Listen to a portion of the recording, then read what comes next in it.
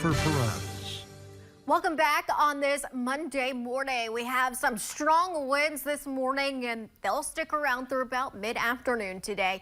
It's all because of a strong cold front north of the UP, which will bring in a burst of moderate to heavy snow this afternoon that could cause some travel problems. Otherwise, for the midweek, we have a couple of disturbances and some on and off snow. The overall pattern, though, is going to continue relatively mild, extending into the start of the new month. Let's talk winds out of the southwest and west, gusts of 35 to 50 miles per hour. Strongest winds over towards the Keweenaw near Lake Superior through about midday and then weakening as we head into the afternoon and evening hours.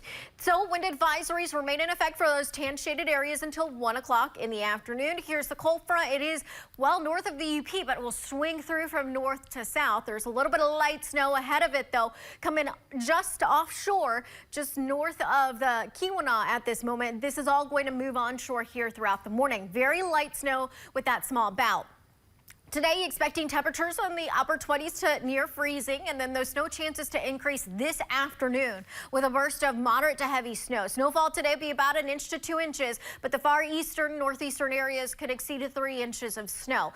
4 to 7 o'clock is that time period of concern where we could have a burst of that moderate to heavy snow coupled with the winds that'll be stronger. That could yield some poor visibility, especially if you're traveling around that point in time. So 4 to 7, keep that on your radar. Otherwise, the morning, early afternoon, and evening hours, not bad. Here's the hour by hour. Here's the light snow that comes in by late morning across our northern areas. Here's the bout and that swath of moderate to heavy snow between 4 and 6. This is 5 p.m. moving onshore across the north. This pushes south by 8 o'clock. We'll be south of the UP by that point in time.